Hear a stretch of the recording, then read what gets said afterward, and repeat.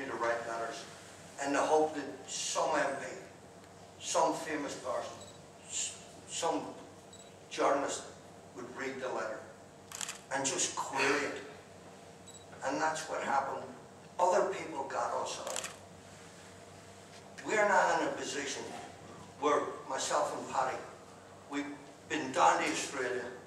We've went on extensive speaking tours. We've got connected with the Aborigines who are treated as non-people. The case of Mr. Phillips, who had an epileptic fit in Darwin. And he didn't speak English. He spoke Aruru.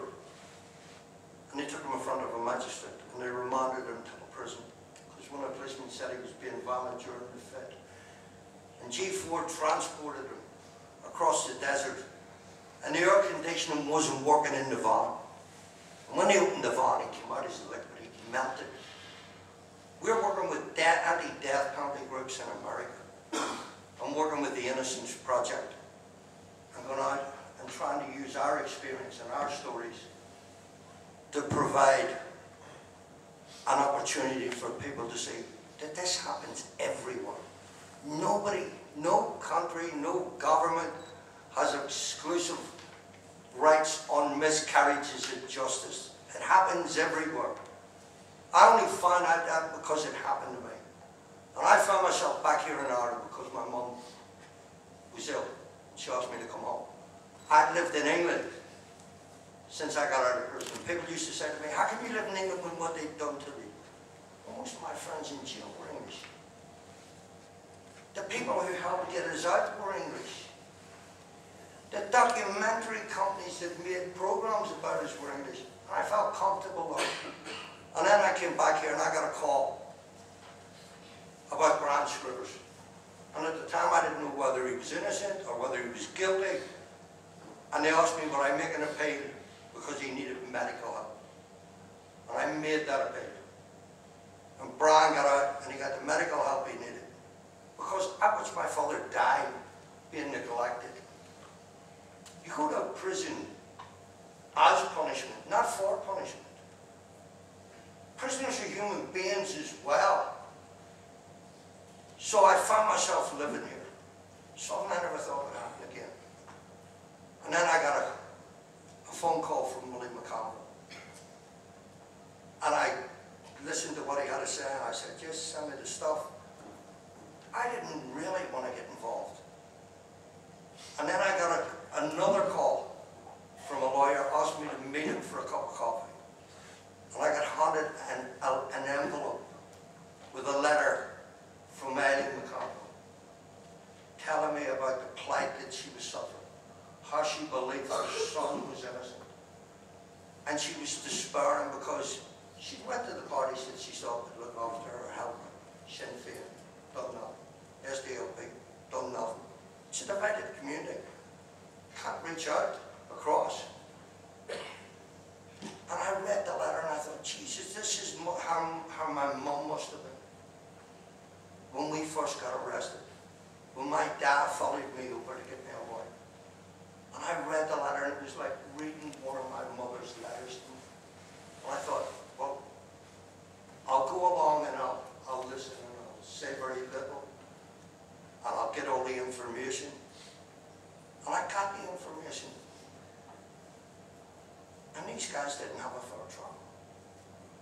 If this was happening to someone in a foreign country, we would be outraged about it. We would be asking our politicians to petition about it. And I got involved. And I'm glad I got involved. And I am non-political. I have no allegiance to any political group. I believe in justice.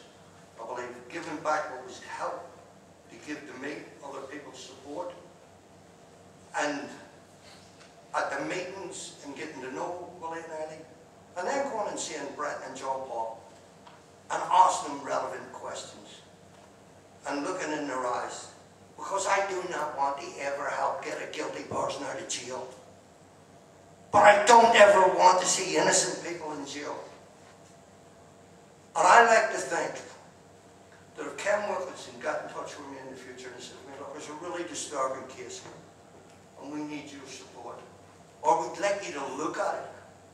And I believe that that was a serious miscarriage of justice. I like to think I would have the courage to give the effort to that campaign as I do to the Craigavon job. Because I keep saying, and Paddy said it to me once before, he said the police, when something goes wrong, I've got the police to investigate the police. They've got the ICCP. And the politicians have got the parliamentary party clubs, and the firemen have got it.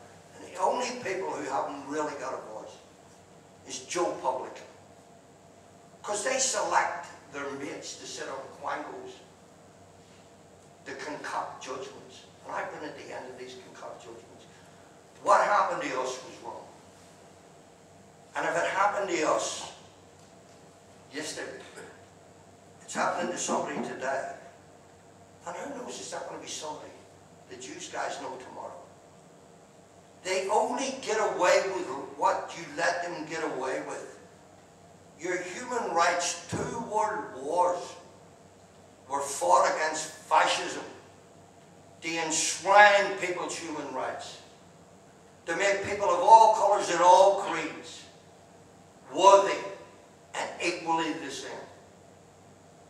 How can we not get involved? Whether it's a black man, a brown man, a white man, a yellow man, a Protestant, a Catholic, a Jew, a Hindu, a Muslim, if we know they're being abused.